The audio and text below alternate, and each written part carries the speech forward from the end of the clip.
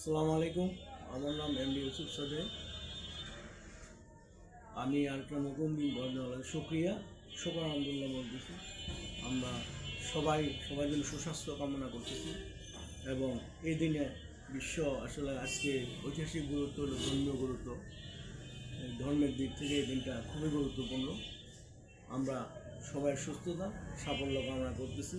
বিশেষ করে আমাদের দেশে যে শিশুরা মৃত্যুবরণ করতেছে, এটার জন্য আমরা তাদের প্রতি সচেতন হইয়া, বিশেষ করে আমাদের মাননীয় প্রধানমন্ত্রী থেকে শুরু করে সবাই এটার প্রতি গুরুত্ব দিয়া শিশুদের মৃত্যুহারকে প্রতিরোধ করা আমাদের উচিত। বিশেষ করে অনেকে মনে 400-র উপরে এই পর্যন্ত শিশু মৃত্যুহার বের হয়েছে সারা বাংলাদেশে হামের কারণে।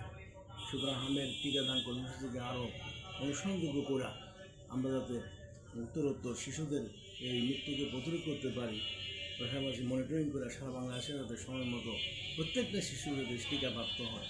বিশেষ করে 6 মাস থেকে স্টার্ট করা 5 বছর বিলু পর্যন্ত সবাই এই প্রত্যাশা কামনা করি এই মুহূর্তে, কারণ এটাই এই মুহূর্তে একটি নজর দেওয়া উচিত মনে করি।